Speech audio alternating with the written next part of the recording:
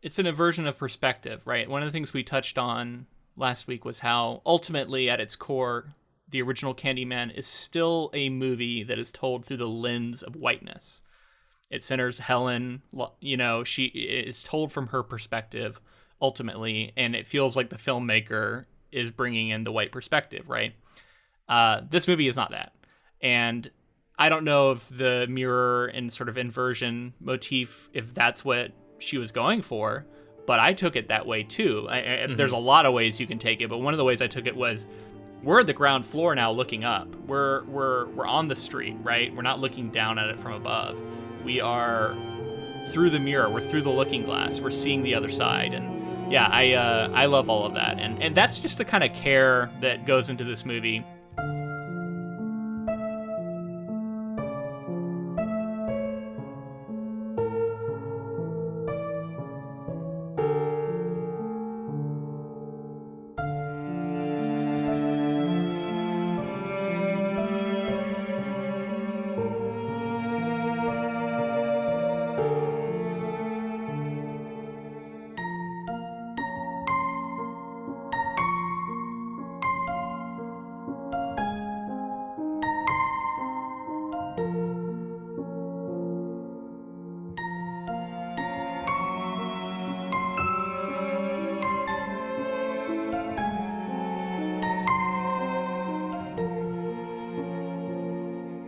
Welcome, friends, to episode 196 of the Ink to Film podcast, where we read the book and then see the movie.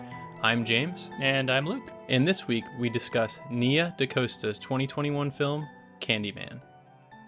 So this isn't my first time going back to the theater, but it's one of few times. But I know this is your first time going back to the theater.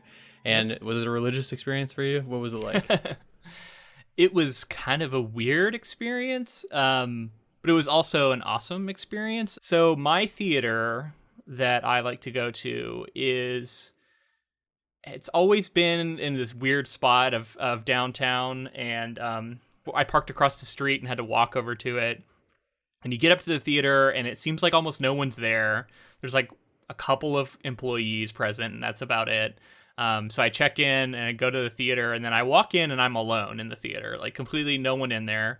This was, I think, 5 or 10 minutes prior to it, officially starting. Sit down, I'm like, oh, this is going to be interesting. Maybe I'll be alone in this. But right after I thought that, people started filing in. Ended up being about, I don't know, less than a dozen people. Mm-hmm. But unfortunately, a few of them were kind of near me. So I couldn't really, take notes comfortably without feeling like I was, being that person. So I was like, all right, I'm just not going to take notes. I'm just going to try and remember everything. But yeah, I mean, all of that contributed to this interesting feeling seeing Candyman. You know what I mean? Like, I was alone, first off, went and saw this movie by myself because my wife is not into horror movies. And I went and saw it on a Sunday night, so it was kind of an odd time. Mm-hmm. And yeah, I mean, what a movie to see by yourself in this kind of odd setting. And then I'm wearing a mask the whole movie. Right. And there's like this kind of lingering threat in the air, it's just this sense of that. It's a very odd experience. But the lights go down, the sound comes on, and it just reminded me of what I love about being in a theater. And it really helps you devote the time you're there to experiencing the film. You know what I mean? Like, that's what you're there doing. You're not on your phone, you're not distracted, there's not other stuff going on. Now maybe there can be an annoyance in the theater, sure, but for the most part, it's like you're just engaging with the work in the way that it was intended to be engaged with. And I missed that, and I had a good time watching this movie. And yeah, being back in the theater was great. I hope that this is something I can continue to do. Fingers crossed, everybody get vaccinated if you haven't, because we would all like to return to the theaters. Yeah. So, a similar experience. I went a really weird time, and there was I think a total of 6 people in my theater. And this is my third time going back to the theaters. And it's so weird to me how it's affected me more than I ever anticipated. I was like, yeah, I love movies. It's like my life. I want to work in this. I want to create this. And then something about going to the movies literally has been for me, a religious experience where I felt like my chest was getting tight and stuff. I had legitimate heartache almost or something like that. That was like, it was such a weird wave of emotion. Just the feeling of being in the theater, or okay. Yeah, when I was sitting in the theater, I got there pretty early. I was sitting there well before the trailers started. And it was just like so overwhelming. I felt really emotional in a way that I never anticipated all this time. Awesome. And it keeps being the case. That's the third time that it's happened. And I think it's also giving me these moments where I get to really put these movies that I see in theaters up on a pedestal in my experience. And like, this movie was so interesting too, because I saw it alone, and there's so much of that I immediately wanted to talk about, because there's so much social being said in like the social stratosphere of what's going on in the country and what life is like and what it's been like, and like the commentary that's being made with horror movies and the commentary that's being made with Candyman, which was a horror movie that was created by a white person, and then now it's been directed by Nia DaCosta, and just like what she was able to do with it, and then of course the reports all coming out that she's now the #1 Black female director to debut ever at the box office. That's and like, awesome. So well deserved. Yeah, it's amazing. And like then going to learn more about her, like I knew some about her because she's going to be she's currently, I think, filming The Marvels, which is the Captain Marvel sequel. Yeah, and wow. And I don't know if you noticed, I think you saw WandaVision, but like our Teyonah Parris is I recognize was her from WandaVision, and she's going to be in the Marvels, and Nia DaCosta is directing the Marvels, and like that's just like that part of me, the superhero lover part of me, is excited about that. And I love seeing these like amazing directors continue to get work like that, to make these like massive studio films as well. This movie from the get-go though, I'd love to hear like what you thought about it. So we're going to keep things spoiler free here. We're going to be careful about it, because this is a movie that I know a lot of people might be waiting on, right? If you're not comfortable doing what we did, going to a theater, if you're not able to do that, I totally get it. And this is not really available for streaming, at least that I could find. I don't know at what point it will be. So I'm hoping that people will check this out down the road. But just in case you're checking it out now, we are going to do a very spoiler-free breakdown of our thoughts before we get into that. So you're safe, and we'll let you know when you're not. This movie, yeah. So first off, Yahya Abdul Mateen II is fantastic in this film, and another familiar face. We covered him on the Watchmen HBO adaptation that we did as a bonus episode, which I think we released in the main feed. And he was incredible in that, and again is incredible, like an amazing actor, big fan. I just had to touch on him because you mentioned some other of the stars, but yeah, let's zoom out a little bit. This movie is really an amazing piece of work. I think it is a fantastic, smart, beautiful, artful, subtle, yet bold, scary, affecting creation, and it takes the Candyman mythos as established by Barker and in the original film, and it takes that and it combines it with the last 30 years of Candyman in its effect on our culture and our society, and it synthesizes all of that to create this film. So it's more than just a sequel. It's not only a sequel or a spiritual successor to that film. It is also a synthesis of everything that film has come to stand for, combined with, like you were saying before, like very topical, current event type things. We talked about with the first movie how it almost seemed like the director was sort of backing into and like stumbling into some of these social commentaries that are being made, and I think they were affecting, and we've talked about how they're influential for the time especially, and just to see like how that's then extrapolated on, like you're saying. Yeah, I mean, it's so good, and it feels like it's in the right hands now, someone who really gets it. I think Nia DaCosta really handled this material well. She was respectful of it, yet unapologetic. Yeah. Something I kept having in my notes was just so unflinching too. Like, like if this is like, first of all, if it offends you, fuck you kind of situation. In terms of if you see these things that are going on in our daily lives, and because you're not confronted with them because you might be privileged or sheltered from that kind of stuff, and then you see it on the screen and it's bothering you, it's supposed to bother you in the way that, you know, how the brutality that's specifically, I'm immediately thinking of like Police and how brutal it's been, and how like it was normalized for such a long time, and how this takes this moment to like spin that and use that, because it's so heavy, because it's so important to talk about. And obviously with everything that's gone on over the past, you know, 30 years or whatever we said, there's so much to be said there. So I agree with you somewhat, right? Like that, fuck you to people who are bristling for those reasons like you outlined.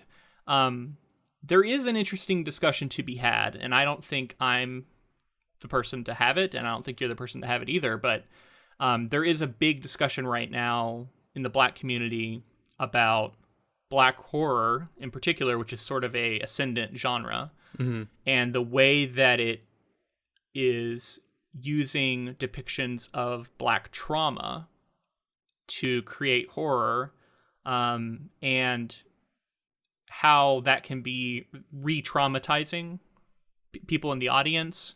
And then also, you know, even within the film, I think it's commented on a little bit of like an artist who's representing something and benefiting from it and making money off of it. There's a little bit of some, I mean, it's kind of lampshaded. Yeah, there's kind of a ethical quandary that I think is still being discussed. I just want to point people to a article I read that I really, really liked. I'll be referencing it some in here, but I think go read the article itself. And it's not very long. It'll be in the show notes. So if you click on your app and go down to the show notes, I'll have it linked there. It's called Reflecting on the Man in the Mirror. What lens should we use to critique Candyman? And that's by Kenitra D. Brooks. The piece is really, really good. It talks about the kind of things I was just mentioning and the way in which all of these subjects are dealt with in Candyman in particular. Again, it's not really something for me to speak on other than to say I found it really enlightening, and I recommend people check it out. Yeah, I'd like to read that, and I'm sure it would help me understand some of the things, maybe even more that go on in this story. But I did find it personally interesting to see the way that Nia DaCosta was able to like make these social commentaries and build on the mythos and sort of have motivations more clear, and sort of what Candyman is and what the community as a whole sees Candyman as. And again, that's just my perspective on it. Yeah. I'm sure there are plenty of other great ones. Yeah, it's, you know, I think you're touching on the right things, because so I did watch a little bit of stuff. I normally don't, but for this one I wanted to do a little bit of research. And one of the things that Nia DaCosta said in an interview that I really liked was she told this story about how Candyman for her was very real urban legend. She grew up near the projects, and it was like this demon that haunted the projects and was known like amongst the kids. And so for her, she hadn't even seen the movie. By the time she saw the movie, it was terrifying because it was a representation of this very real urban legend she'd heard growing up. Mm-hmm. And so I think that's really neat, right? Like it talks about what we mentioned last week about how this thing was created in the way that we've talked about, yet it has become itself this cultural phenomenon and has taken on a life of its own. And it feels to me like that's what she's making a movie about. She's making a movie about the cultural phenomenon that is Candyman in the way that it has interacted with the Black community. And it's just brilliant to do it that way. I love it. Yeah, because the director of the first film we talked about last week was kind of just saying like, doesn't this create like great drama having it in this like very potentially violent setting and this and that, and it's all very like, what, like you're yeah, like, he's like, everybody's afraid of this place, and it's like, who's everybody? Yeah, it doesn't feel like he was viewing them as people necessarily, as like, and you know, we're kind of, I don't know if it's fair to say that about his viewpoint on that stuff, but at the same time, that was kind of what I was getting from the words he was saying around the time that the movie was coming out. So yeah, it's tough. It's tough because we're looking at it 30 years later, and I think there's been a lot of like good work in educating people on how to talk about things in a way that isn't offensive and isn't, you know, that is I don't know, inclusive and proper. And you know, it's hard for me to judge somebody 30 years ago for maybe saying some stuff that isn't quite quite right.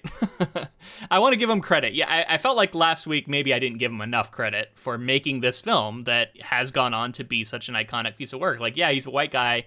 He did make a good movie that has been important, and I think a lot of it was intentional. You know what I mean? Like, it wasn't purely an accident.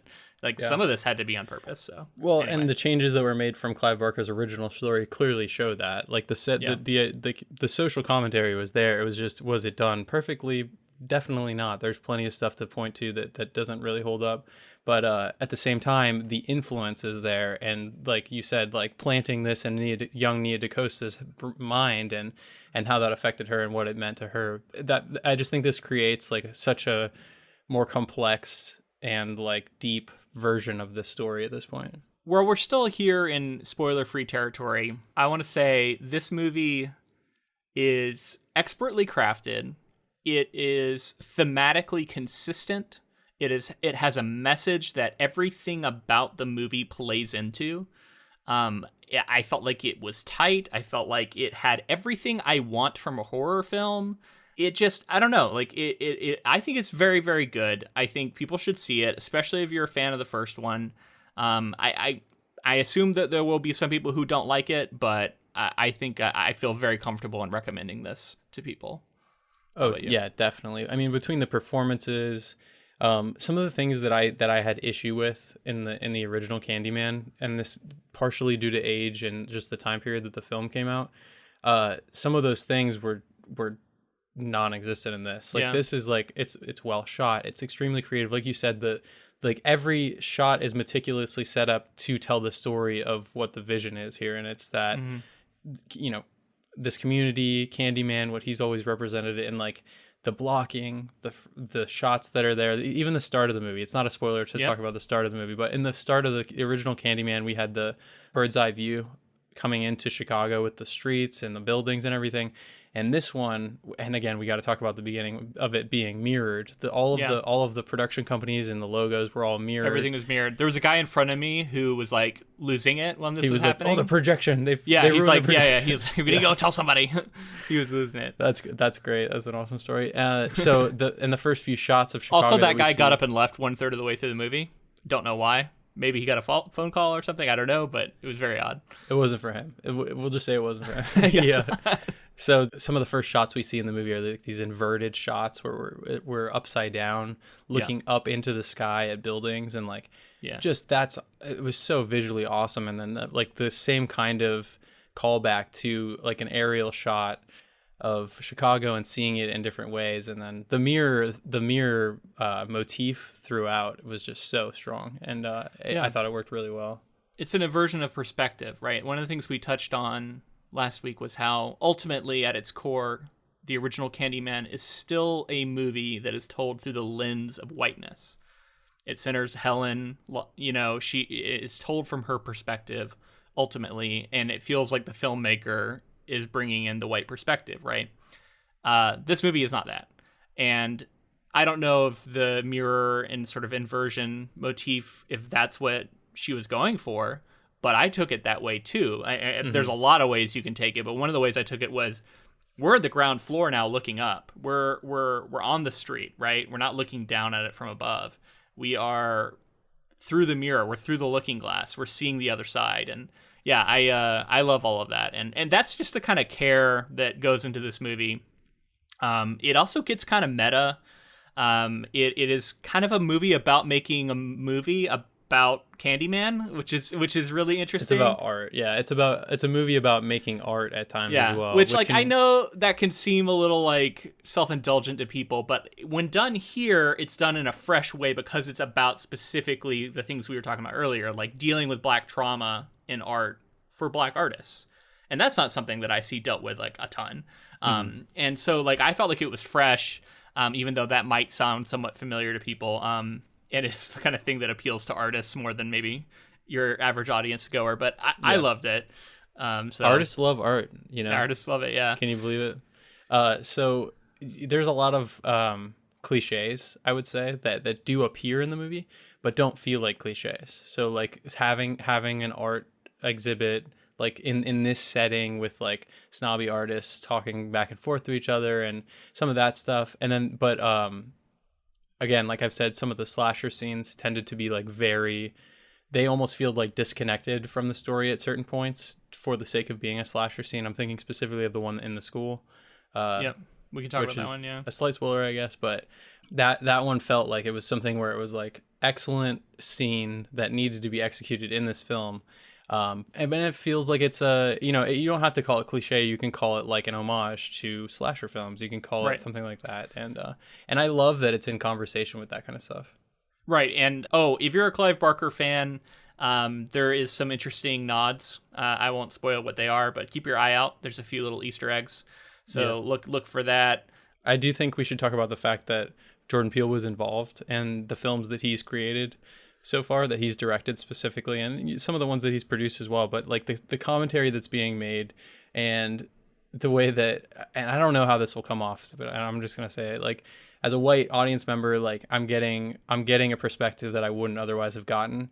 And this movie did end up being, still perspective changing. Of course, like I've had these sort of thoughts and conversations before with people, but this felt like another moment where as I was walking out of the theater, I was like, this is a like perspective shift for me. Like, however little it was, it still felt like it was something like a good like touchstone that I can look at and say like, this is something that I haven't experienced, but I love that like I've now experienced it through the lens of the film. And I think that's ultimately what the goal is here. I agree. I think these days there's a lot of cynical people, especially you'll get this on Twitter. And I'm not even saying I disagree with this, but like there's a lot of people talking about how like, or will make fun of people for admitting that they didn't understand something, right? It's like, it's obvious, you should get that, so obvious everybody else. And like, we all have things that we need to learn about. And I agree. Like, I think that's the reason you make a movie like this. So I think it's okay to say, yeah, I went in and I feel like it shifted my perspective and it showed me something I wasn't necessarily like ready for, yet I walked away understanding. I think that's great. Like, is it designed to educate white audiences? No, I don't think so. But is it designed to interact with all audiences, regardless, and show a piece of Black trauma and their experience? Yes, I think so. And in that sense, I think it's incredibly effective. One more thing, if you are curious about like how gory, how scary, like those kind of questions, which I know a lot of people do consider when it comes to horror movies, and I'm maybe not the best judge of this, but I think this movie is quite scary. It has some pretty horrific body horror that, depending on what it is, like certain things bother you, could be very, very visceral. So I guess if you go into it, be ready for that. Or if that sounds like something you just can't get behind, be aware.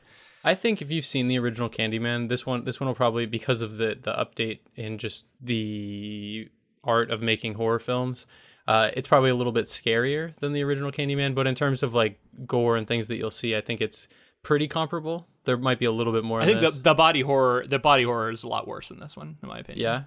Yeah. We see some stuff in the original, but yeah, I guess I could see what you mean.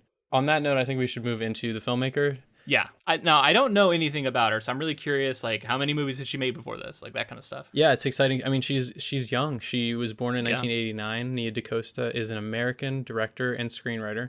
She wrote and directed the crime thriller film Little Woods in 2019, winning the Nora Ephron Prize at the Tribeca Film Festival. She also directed the horror film Candyman 2021.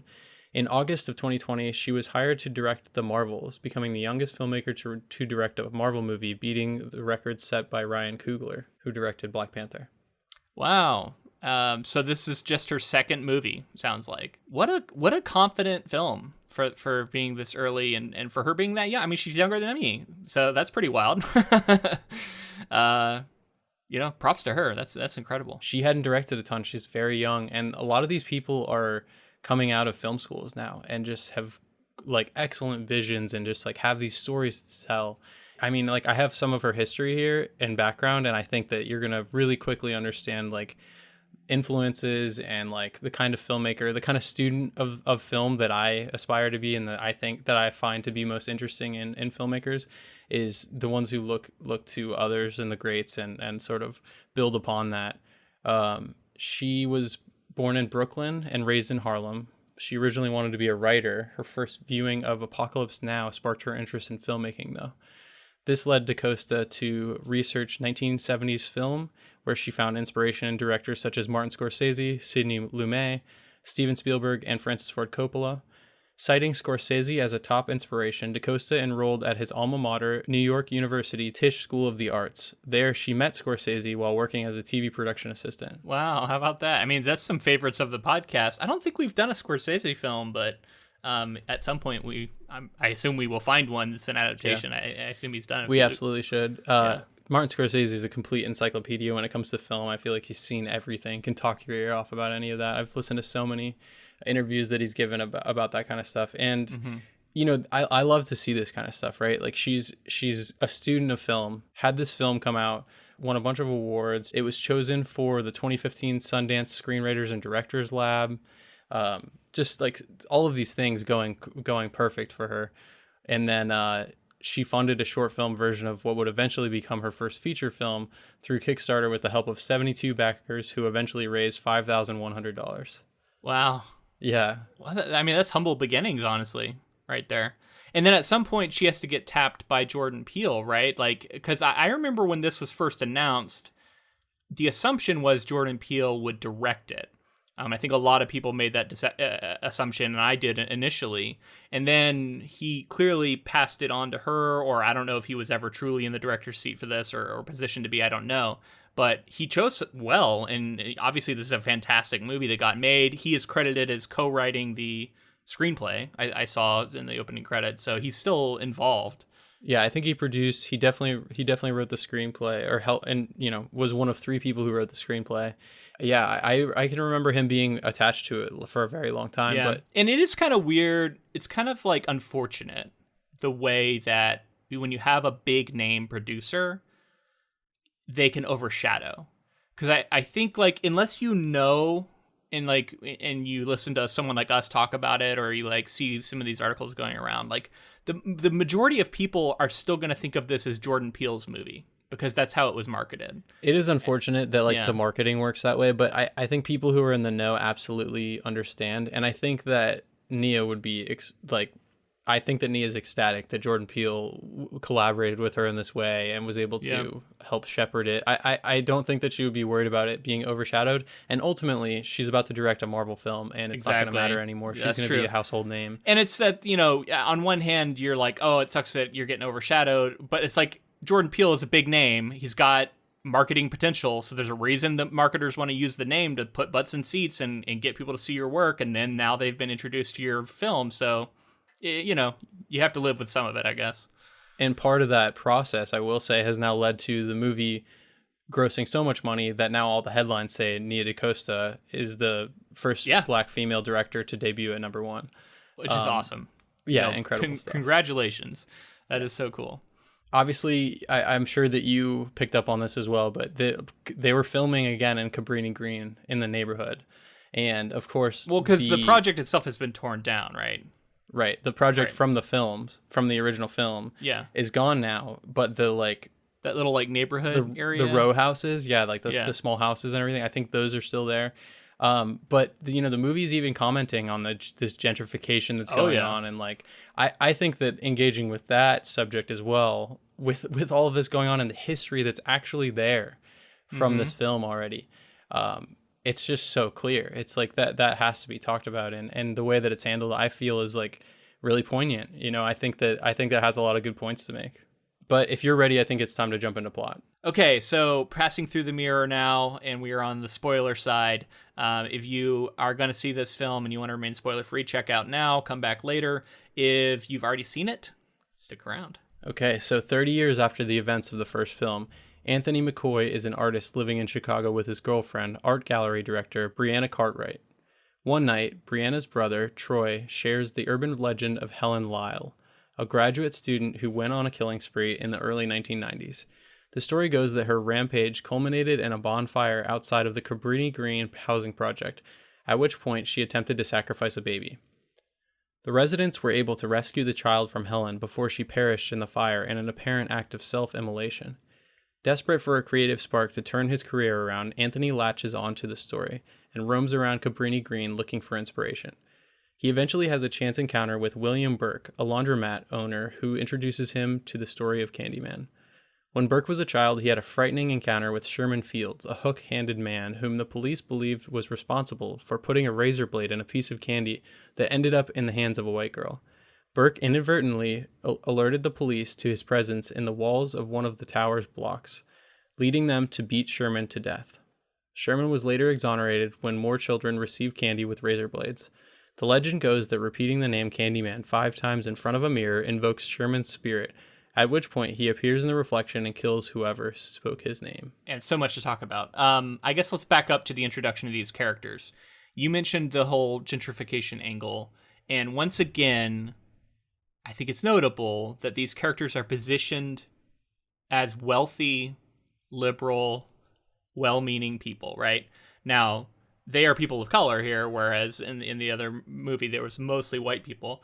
But again, and they're living in a building that has been gentrified, and the point even gets made, right? And Anthony says, yeah, he's right. You know, we are living in this building. It's after they're really talking heavily about like gentrification and how it's like pushing black people out of the neighborhoods and things like that.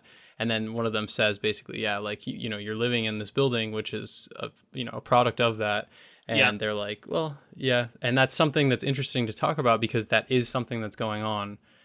You know what I mean? That's an occurrence that someone has that experience. And I think that that's an interesting point to make. Right. And it's starting to lampshade the thing we were talking about before. It's the beginning of talking about the difficulty of telling stories about trauma when you are benefiting from the telling of those stories in some way, right? And Anthony is exactly that. Anthony McCoy, our main character, he is an artist, and he is, as soon as someone's an artist in a movie, I immediately know that they're going to be some sort of stand-in or reference point for what the movie itself is trying to say, or what the filmmaker themselves was struggling with, or the screenwriter was struggling with. And that absolutely holds true here. He is struggling to recapture some sort of fire that or spark or vision that got him noticed when he was a little younger. And now it seems like he's been sort of, riding his laurels and doing okay, but he hasn't created anything new and interesting in a while. And he ends up going down the rabbit hole chasing after this Candyman myth after he gets told the story, right, about Helen Lyle. How did you feel about the way that, the first movie was directly interacted with? I thought it was awesome. And the shadow puppets, which is introduced at the beginning, then touched on several times throughout. It ties in with the mirror too, and that it's this like shifting perspective, seeing things in the way that they are, the way that light and reality projects and interacts with the world. Instead, it's sort of indirect, and the way that story is also like that. It's this indirect reflection of life, and the story of Candyman and the story of this film is itself this like shadow being cast. It's this shadow puppet. It's this through a mirror. There's a distance there, and I think that's all being engaged with directly.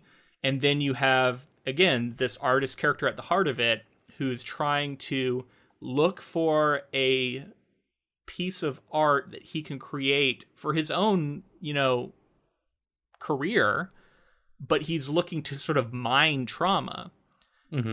And in doing that, I think the audience is some people in the audience might not be comfortable with that. And I think the movie directly engages with that. And then he's conflicted with it. Like you could tell that it bothers him too. And he is sort of a fish out of water. And I love that when he goes with his camera to take pictures of the graffiti, it was exactly right out of the first movie and out of the story, right? It's the Helen Lyle moment. He's gone somewhere that he doesn't seem to belong and take pictures, and he's doing it as an outsider, viewing it as almost like a safari or something. Like he's going in, he's taking these pictures, and he doesn't belong. And that's a callback to Clive Barker's original novel. Like this, like having Exactly. the photographer go to the location is like that's like the through line of the story. It's always But there. once again, it gets twisted. Skipping ahead a little bit, I know we haven't gotten there in the plot summary, but like it's revealed in the big major twist of the movie. So if you haven't, like, this is maybe a spoiler.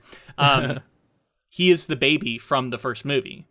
So he actually does belong here. He just doesn't know it. He's forgotten it, or he was never told.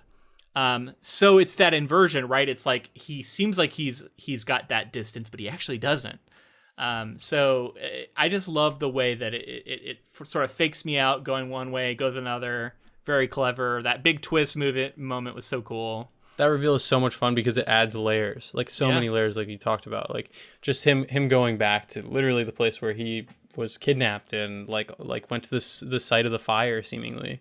But I do want to talk about the shadow puppet stuff because I found just from a production level standpoint, like I thought that was amazing. I thought it's really interesting, and it lends like another creepy element, and it feels otherworldly. It feels like it gives like a mythos, like a story that was being told in any time, like ancient times or something like that. Like it's such an old form of storytelling, like shadow play or whatever.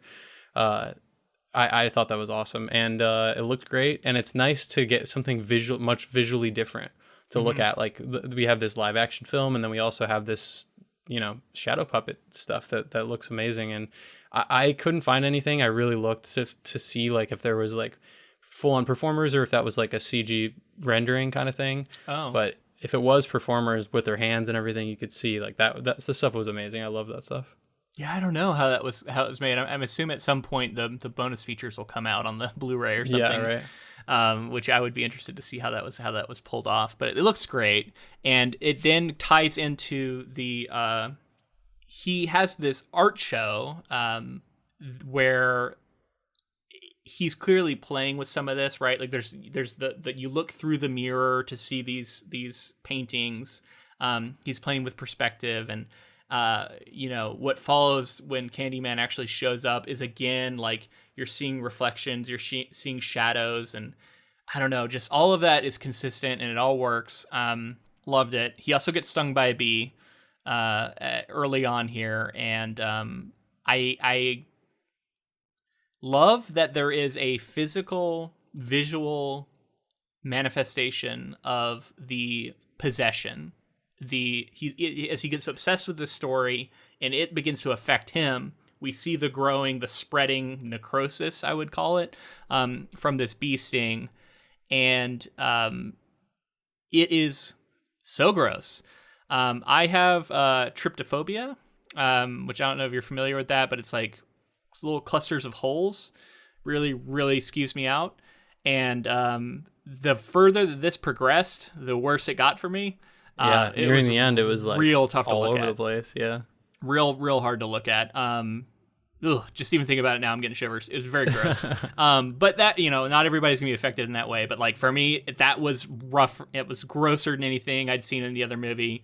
And again, it's in the main character, so it feels very close, right? Like he's the character that I identified with most, and I felt closest to, so it felt like it was on me, which makes my skin crawl.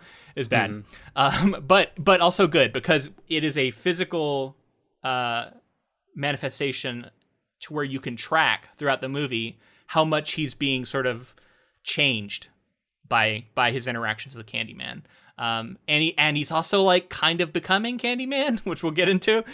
So it just works so well. Well, and in that way, it's still interacting with the original film as well. As like, is he doing these murders? And it seems like it's kind of, you don't really know, and the characters around him don't know, and he seems suspicious. I was surprised he didn't get implicated in some of these murders more directly, because I thought they were going that route. It's like, oh, he just left that person's house and then they got killed. Like, he's going to be the first suspect.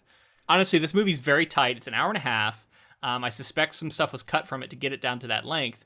And I think it works really, really well. I'm not saying I needed that. And in fact, it might have felt a little bit too similar to the first movie. But anyway, I Yeah, it works really well. I love the pacing of this film too. I thought it was, like you said, it's so tight, and it's didn't overstay its welcome in any way. And I thought that like it was just rocketed through, and I think it really worked for this. But I think we absolutely need to touch on William Burke, who is played by Coleman Domingo, and he was incredible. And like, you know, he seemingly had a smaller role early on, so let's just kind of address it there for what it is. His like flashback interaction with the Candyman in the wall, and like that was so seemingly he's the boy, which is unclear until you watch more of the movie, that he's the boy you see at the beginning. The first Candyman, who has this hook hand and is very creepy, comes out of the wall, but ends up being this harmless guy, we find out later, and he accidentally gets him killed by the police. And so this is where I want to talk about something that I did see Nia DaCosta talk about, and that is the idea of the unwilling martyr. And how there's been so many of them in the Black community, and tragically, I think about George Floyd, right? Unwilling martyr, like a victim who is brutalized and killed, and becomes a important figure in martyrdom, yet did not choose that, did not want to be that. And Candyman is that. In each incarnation, and she says, I don't remember if she said it or maybe I saw it in the article, but it was talking about that there's basically 5 different incarnations of Candyman throughout this movie, which is sort of like for each time you say the name, there's like another incarnation, and how they are all these unwilling martyrs who end up becoming monsters through their martyrdom.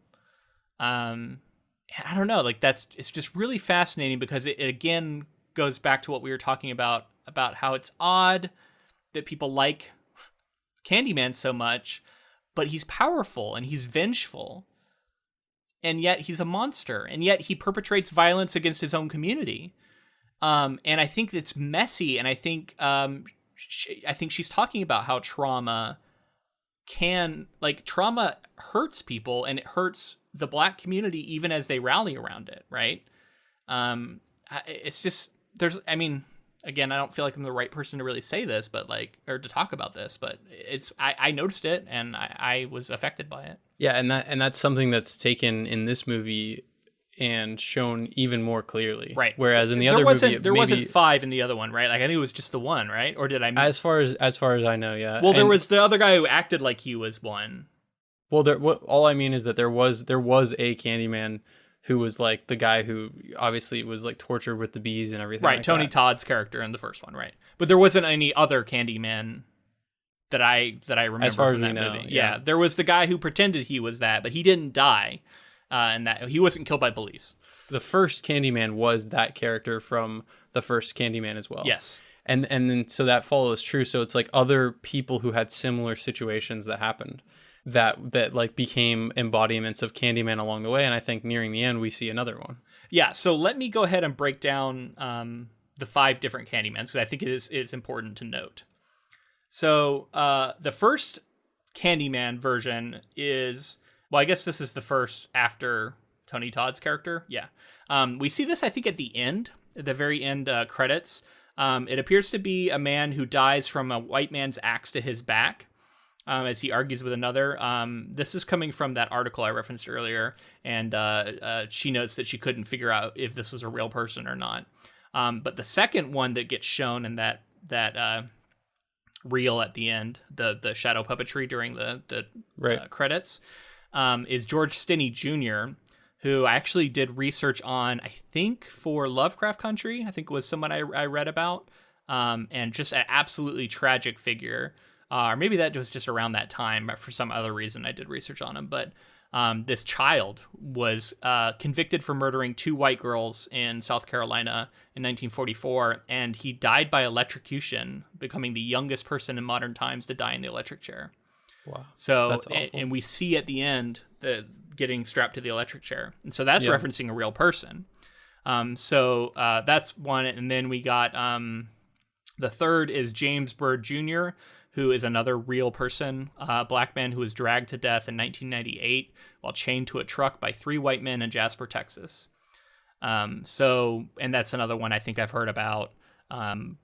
so she's looping in some real people and some real horrific hate crimes. And then she adds another one in Sherman Fields, who is the fictional character she created here, who is beaten to death by policemen at the start of this movie. And you know, as we see, this movie is ultimately about the creation of another Candyman, a fifth Candyman, Anthony McCoy. So, right. Who also dies by white violence, which we'll get to. I think that's what I was picking up on with this movie, is that, like, although there will be people who absolutely will see this as like using trauma to ultimately make a film that's going to make money, and how that is like a gray area, that but ultimately also bringing awareness, you know, saying their name is another thing that I was thinking of a lot, is like, think about victims of crimes like this. Like, we have to say their name and remember what happened and stop this from happening in the future. And like the Candyman element of saying his name and the ways that I think like this, you know, I think it's a tough subject to tackle. And I think some people will not be okay with it. But for myself, I felt like it added so much weight. And it, like I said, when I walked out of the theater, I felt like I went through something, you know. I feel like I got a new perspective. And I think that's part of it, is just the way that she was able to frame this story and bring in real world elements in that way. And ultimately create a fun movie at the same time. Like I said before, it's kind of a tough thing to walk, because there's the social commentary and there's also a fun slasher movie happening here.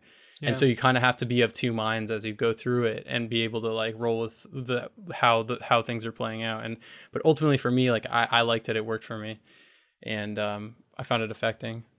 I do want to say as an aside, just considering what I just said, I was a little reticent coming into this episode. Obviously we don't have a person of color on with us, and we're two white guys trying to talk about this stuff. And it's tough, and we've encountered this before. And we come down on the side of, if we were to avoid doing movies like this, then we are perpetuating the problem, right? Of silencing, of neglecting, of omitting, of not considering these kinds of films from marginalized communities. And then also, we didn't necessarily want to bring someone on to explain things to us, you know, like, come talk to us about what it's like to be black. Like, it's a weird position to put somebody in. It's not saying that if somebody volunteered and like wanted to come do that, I would be happy. You know, I'd be honored if someone was willing to do that and talk to us in this way. But I don't want to put somebody in that position. So we decided to tackle this, just me and James.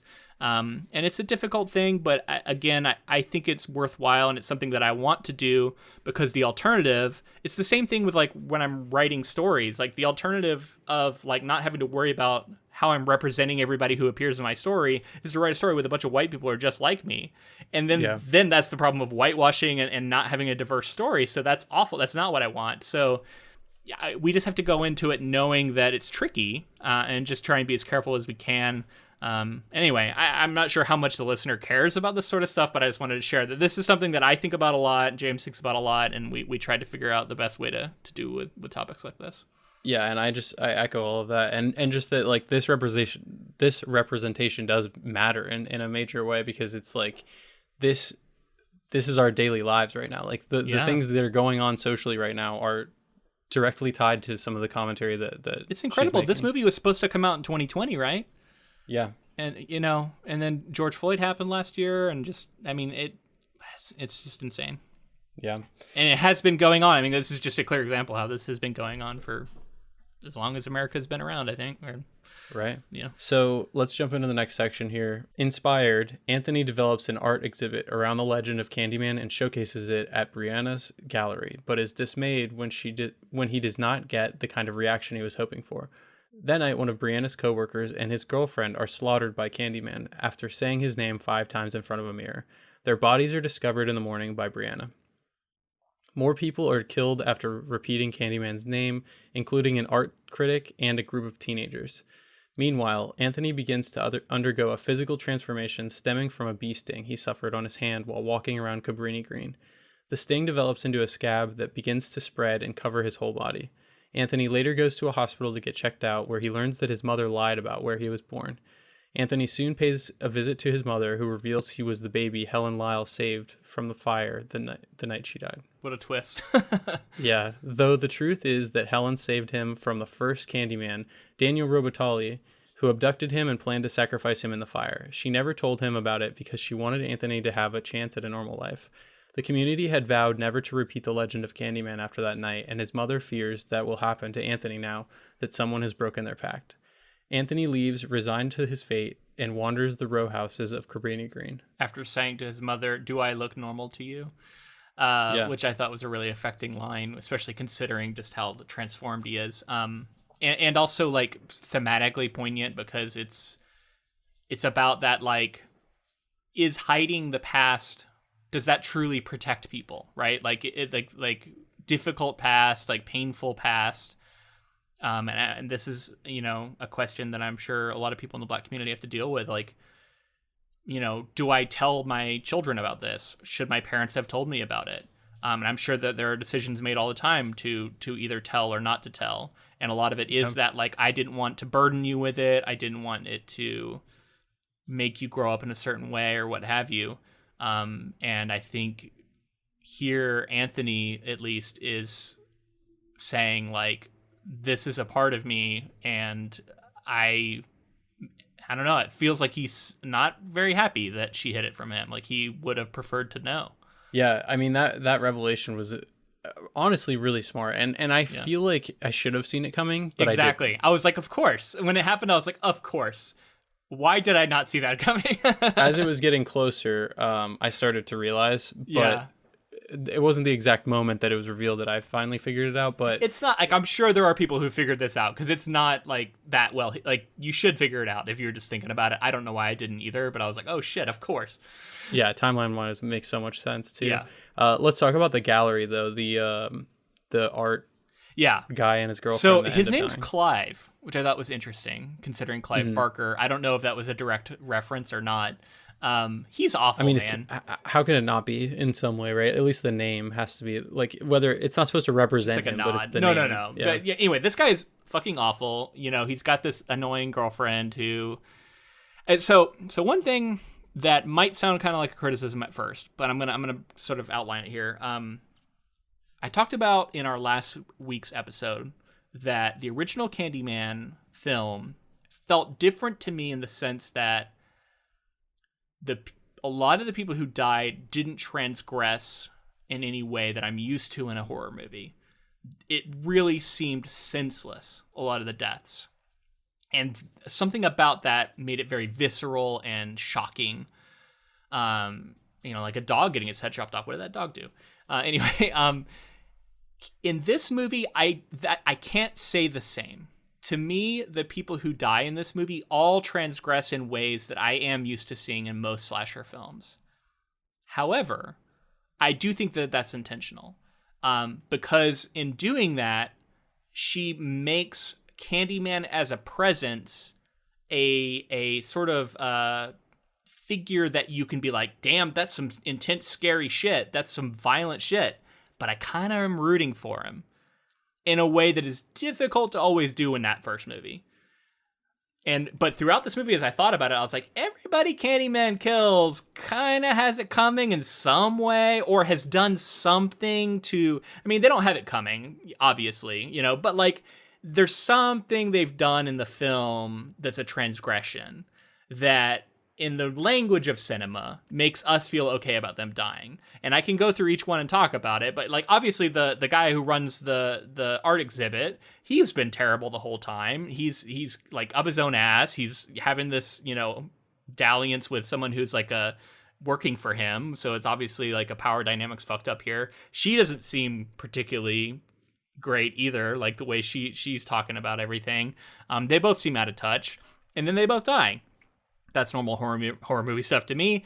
But it elevates it and changes it, right? In a way. And it probably is like trying to be that classic slasher movie trope, but through a mirror and changed. So it's not a criticism, but it is something I noticed. There is something else that I've been thinking about with the first movie. And it has to do with the fact that like Candyman in that film like needed to prove his existence. And I wanted to know if there was anything that you felt like there was a carryover from that, or was that forgotten, or is there something there that can be said about like the social commentary going on in this film and like needing to be remembered and like that, you know, because I felt like there was a little bit of that. I think that's definitely there. I think you touched on it when you said the Say My Name. There's a reason that's in the marketing for this movie, right? And I think it is about bringing Candyman back into the modern consciousness, but also like more directly tying Candyman as a vengeful spirit who has died at the hands of white people and is this unwilling martyr who has been turned into a monster. Well, and in this film, we can see him legitimately turn into basically a weapon that can be wielded against whoever. And you know, I kind of think that's badass in the sense of this movie. I mean, I think we're supposed to. I mean, yeah, it's fucking incredible. We'll get to there at the end. We're about to get that final bit, but in this middle section, did you catch the name of the Clive Barker book? You saw the Clive Barker book, right? I saw it. Yeah, I couldn't catch it. I thought something child was maybe on the. I thought I saw the word child. It's like a 2-word title. Anyway, so yeah, this Billy, is his name Burke? William Burke, something like that. He is reading this book when we first walked in, and I had like a momentary geek out because I saw that it was a Clive Barker novel. Very cool. And then we do get the flashback of his sister dying, and I didn't even really know until after the movie. After the movie was over, I was like, what was that scene? I had to like put it together and like piece it together. Because at the time it wasn't clear to me that it was him. But it makes sense that it is. And it makes sense that was the moment where he had led to the death of this man. And then this man came and like murdered his sister. And in some ways he would feel responsible, but also it's about like trauma as a child and the way trauma like can be carried with us into adulthood and affect our lives. He's a man who has become trapped by the Candyman mythos, right? Like he lives there. He literally runs this laundromat in the same area, and it seems like he has just been waiting for someone like Anthony to come along, because he is like kind of the secret villain of this movie. And it seems like he is manipulating Anthony down this road to become another Candyman spirit. And then he calls the police, which we're about to get to in order to get Anthony killed. I wasn't clear at the moment why he was calling the police, but clearly it's that he knows that the ritual requires sacrifice to white police officers, and he specifically calls the police and says something of the lines of, he's here, he's got a weapon, and he's going to kill everybody, and knowing that that's going to result in them shooting him. And then it still comes to pass, even though, the girlfriend character shows up and tries to avert it, which we'll get to. Let's get into that. We're already touched on it. Yeah, let's jump into it. So, concerned about Anthony, Brianna recalls him mentioning that he first heard about Candyman from Burke, so she heads to Cabrini Green in hopes of finding him. Once there, she goes to the laundromat, where she is locked in the back room. Burke appears and subdues Brianna, and takes her to an abandoned church, where Anthony has entered a fugue state, as his body continues to deteriorate. Burke reveals that not only did he witness the police beat Sherman to death, but he also saw Sherman return later as the Candyman, after which he butchered his older sister when she summoned him in the bathroom mirror of their apartment. He plans to have Anthony gunned down by the police, creating a new legend in which Candyman is an instrument of vengeance rather than a symbol of pain and suffering. To complete Anthony's transformation into Candyman, he saws off his right hand and replaces it with a hook. Brianna manages to escape the church and is chased into the Cabrini Green row houses by Burke, whom she viciously stabs to death. Anthony appears and collapses into her arms as the police, lured to the scene by Burke, show up and shoot Anthony to death. Brianna is handcuffed and placed in the back of a police SUV, where an officer attempts to intimidate her into agreeing that Anthony provoked the other officer into shooting him. Brianna uses the car's rearview mirror to summon Anthony, now Candyman, and he massacres every police officer at the scene. As more police arrive, Candyman takes on the appearance of Robital and instructs Brianna to tell everyone. During the credits, a montage of shadow puppetry portrays the origins of multiple members of the Candyman Hive, including Anthony, Sherman, George Stinney, and James Byrd Jr. Which we touched on some of those. Yeah, what a finale to this film. A lot that goes on there. I do want to circle back to, I was talking about that childhood trauma. We also see that in Brianna, her father commits suicide.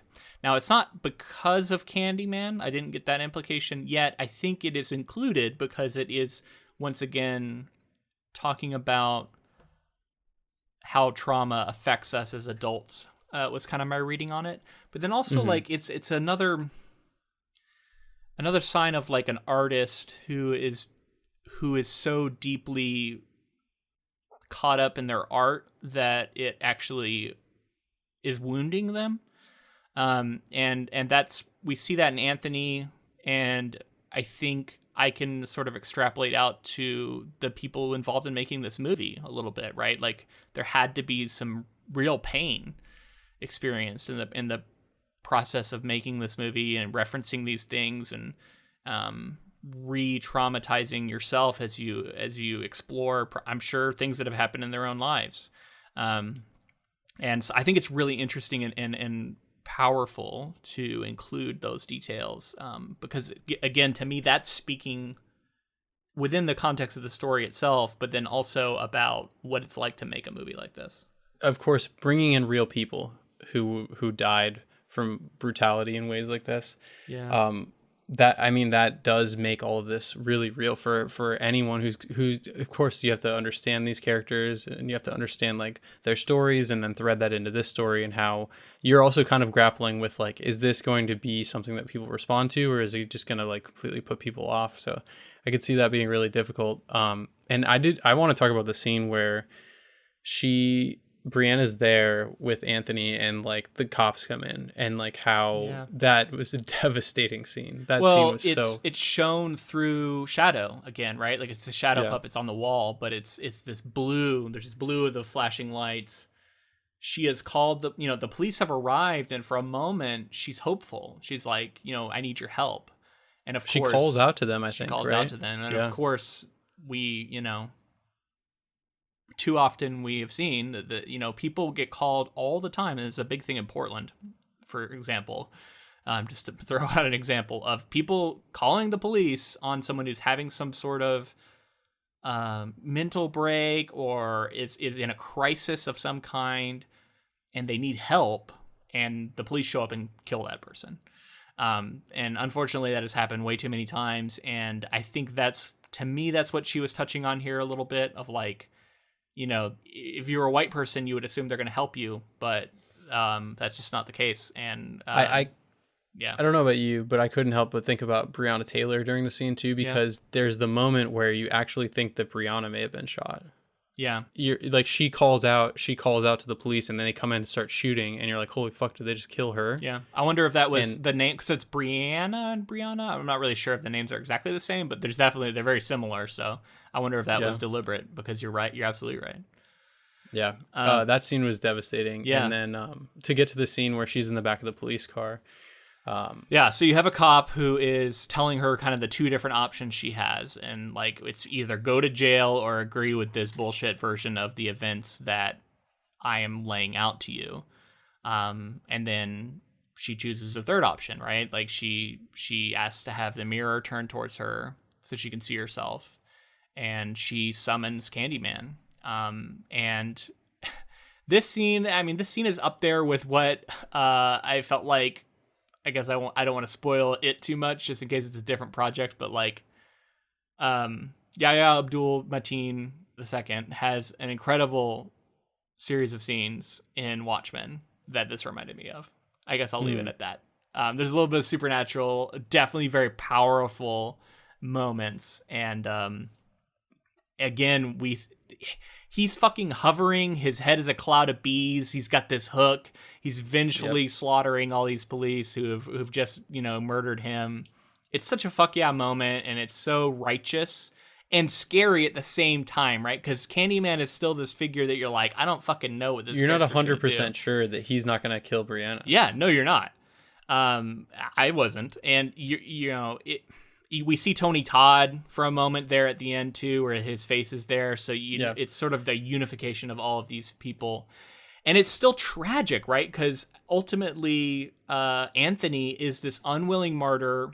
He's died and become a part of this mythos now, and he's sort of lost himself to it. Like the artist that he was, like it's all ended now, and it's tragic. So and at that the same time that relationship, you're like, fuck yeah, you're also like so sad for him and so sad for the relationship. Yeah.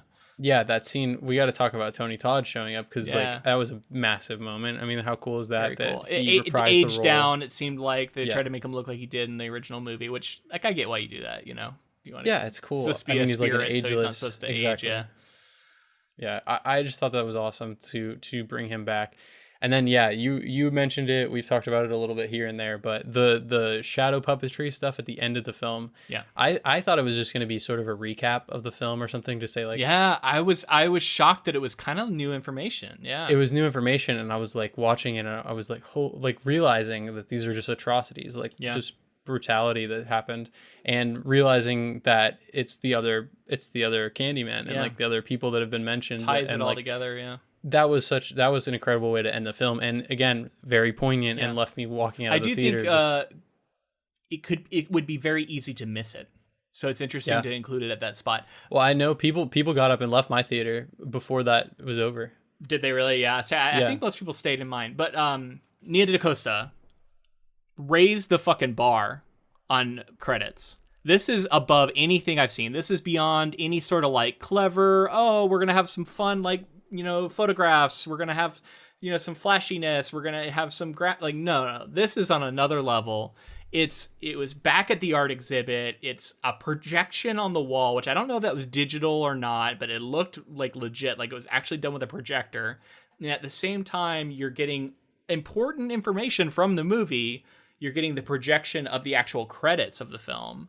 I thought it was absolutely incredible. This is my favorite, weird thing, but it's my favorite credit scene I think I've ever seen, and definitely in a long time. I'd have to think about all the other ones, but it's amazing. Right. I mean, off the top of my head, this one's incredible.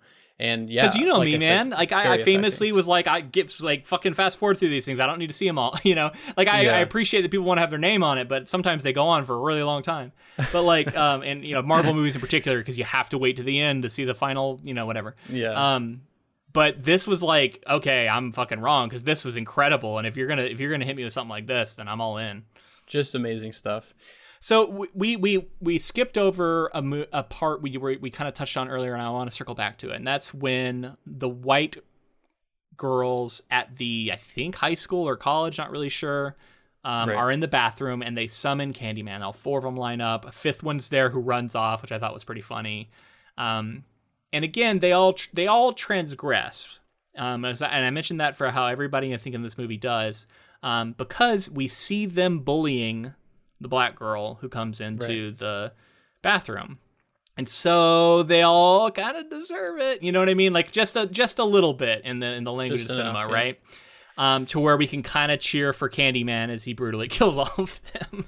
Right. Two things that this just reminded me of. That sliding, the little pocket mirror that slides across and you could see him. That was a very cool, interesting shot. He's visible in these mirrors.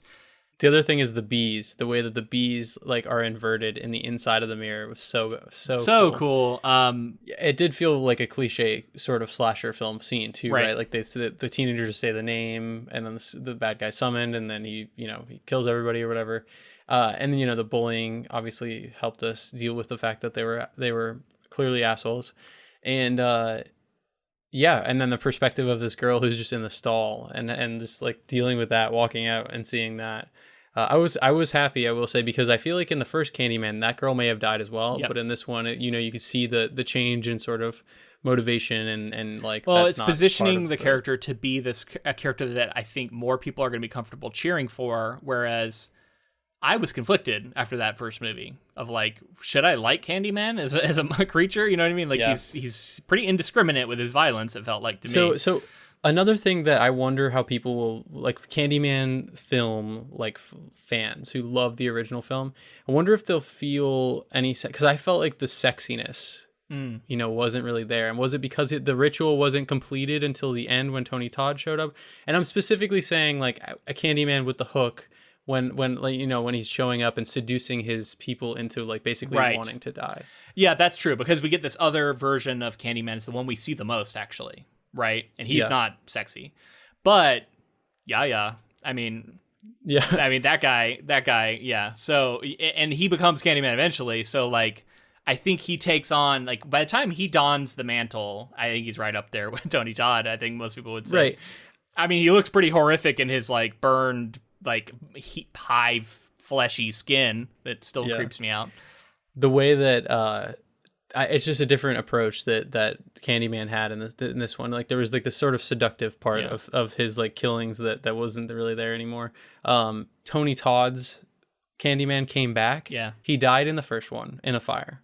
And then like all these other things have also been Candyman along the way. And then like this final Candyman, Anthony, recreates Candyman in the original form. Which I guess was Burke's plan. I'm not really sure. I was a little unclear on exactly what Burke's plan. That summary you read kind of outlined his plan, but I'm not sure how clear that is in the film itself. It might be. I'd have to watch it again. You know what I mean? Because I just wasn't picking up on it. I was very unclear what his plan was. But now in retrospect, it's like, oh, obviously he was trying to get him killed and become another version of Candyman. But is that because he's trying to resummon the original version, or is it more about that version that he interacted with as a kid? And is he just, I don't know. I'm just, it's kind of muddy to me. So I did have one other scene and character that I really, really want to talk about. It's the critic. Is it the brother? No, it's the critic. Oh. The brother's great. The brother's a nice little bit of comedic relief that I think the movie like this needs. But the critic. Anytime you have a movie that's about art and then you have a snooty critic come in, this is a white woman who is, disconnected from this kind of art, and she's commenting on Anthony's art, and she's calling it cliche and obvious and like heavy-handed, and like all of these things you can see are potential criticisms of this movie. I'm not saying I agree with that, but like it's like kind of like people might view this movie this way. And her role in the movie is to be sort of educated. Like you have to say the name yourself. You have to interact with it yourself. I dare you. And then you'll understand. And then she ends up dying through that. But I think it's also notable that she all of a sudden cares and likes Anthony and is drawn to him after people die. And I think that was saying something too about the nature of criticism, and especially black art in particular. Like when it's tied to like something flashy and bloody that someone feels like they can market or is like going to grab the public, all of a sudden now it's interesting. And it for like a bad reason. And it seemed like, so she was terrible on many levels, right? And so I was not surprised to see her die. But then I also just wanted to shout out, first off, very cool mirror scene as he's looking at himself as Candyman in the mirror, and all that was very cool. The trailer for Last Night in Soho was before my film viewing. Yeah. And there's the scene where Anya Taylor-Joy and the other actor are like mirroring each other, and I couldn't help but think about like this film doing the exact same thing. That's funny. I didn't make that connection, but now that you say it, I had seen that same trailer. So that's because it's two actors and they're acting as if they're the other one's a mirror of themselves, so they have to choreograph all of that. And I always those scenes are so fun. Very cool. I totally get you, but that scene is awesome. And then again, we get more mirror motif. But then there's this moment where he leaves, and we zoom out to outside the condominium or apartment complex, and we witness the murderer. She's like this figure as viewed inside the building that is like, I think one of those gentrified buildings is the implication I got. And that perspective shift is very intentional, and it's trying to say something. It reminded me of the opening, it reminded me of, also there was a moment where, Anthony and Brianna are like getting intimate, and they have the blinds are open. I don't know if you noticed that, if that's something that you reacted to or not, but as someone who lives in a condo, like I was like, all them blinds are pretty open, so your neighbors can look in and see this. Just something about that, like, sort of like you're on display, but like people don't see you, maybe, is the implication. And like, I think the implication here is that people weren't seeing her be murdered, even though she's sort of on display. And I don't know if that's trying to say something about urban life or what, but it's an interesting moment, and I think it is saying something. And like good pieces of art, it's open to some interpretation. It also reminds me of like a dollhouse thing, right? Like it pulls out and it shows it as almost like a small thing that's happening in a room of so many other things happening in the city. Just one small murder happening. Yeah. No one else is seeing it. Yeah. One other thing I want to bring in is that 2 different artists were used for Anthony's art in the film. Literally one artist creates all the stuff that is his early work, and then they brought in a new artist to create all the stuff I think he starts making once he's been possessed by Candyman. Now this makes sense. It's like, yeah, of course you'd do that, but like I do think it's interesting to note they didn't have the same artist try and change his style. They wanted it to be someone completely different and feel like he is a different person. I like that. And I think that's small effective. details. Small details, exactly. Yeah. Stuff adds up to something amazing. And I think it's notable that his art is like really bloody and really powerful and really shocking. And you could look at this movie as the same thing, and how it's going to be too extreme for a lot of people. And I think the film is self-aware about that. Very cool. All that plays into that final moment of agency that's given back to the character who's been murdered at the hands of the police, and he's able to take vengeance on them. Man, it's so cool. I really like this movie. An incredible line, I thought. I can't remember who delivers it. Maybe you will. But one character says to another, "They love the things we make, but they don't love us." I do think there is something powerful about people loving black art, and specifically speaking as a white person, like loving pieces of black art. But this is a reminder to take it a step farther. Don't stop at the art itself, but think about the person who made it and why. And that's something that we're trying to do here. And I think it's a reminder to care about the people making this stuff and the reasons they're making it, and not just come in surface level and go, oh, that was a fun slasher movie. That was a fun whatever. You know what I mean? Like, I like that music, and not think about what is actually being said and feeling that pain. I think it's just an important reminder. One other thing I wanted to touch on was just that I think it's fun whenever you get to murder a critic in your movie. Yeah. It's like, yeah, go ahead and call this movie too bloody, too extreme, too whatever, you know, and you'll know exactly how I feel about it. They were daring someone to say that kind of stuff, and of course people will say it. Yeah. And you know, part of them will probably miss the point of it. And do I think there's a place for film criticism? Absolutely. But you know, there comes a point that well, it's a bad faith critic, right? Like, clearly she changed her tune for a bullshit reason, so clearly this was a bad faith critic. Yeah. Exactly. Everybody doesn't like that, I think. Yeah, fuck them. Yeah, fuck them. Anyway, what a great movie. If you enjoyed our coverage of Candyman as a whole, also, by the way, we usually kind of decide whether or not something was better than the original work at the end of a project. We did that last week because we felt like this wasn't going to be a direct adaptation, and it isn't. So that's why we're not doing that here, if that's unusual to you. Anyway, if you enjoyed our coverage of Candyman, please let us know in the form of a rating and review. Open up that app you're on now. Go leave us 5 stars, little couple words. That's all it takes. I'd love to see some more reviews. We haven't gotten many in a while, so make me happy and do that. Yeah. And if you'd like to support us in another way, consider checking out our Patreon, patreon.com/ink2film. And we have many different tiers, but for just $2 a month, you get all of our bonus content. And we put one of those out monthly. We do video content, adaptation adjacent stuff, all kinds of experimental stuff over there. So check that out. Yes. And thank you to Laura J., who is our newest patron, for signing up. We appreciate you and having you along for the journey. If you want to hear your name said, check out our Patreon. Also, we just are releasing, and it should be out by the time you hear this, our bonus episode for August, which is The Never-Ending Story 2, the next chapter, something like that. I can't forget what the subtitle is.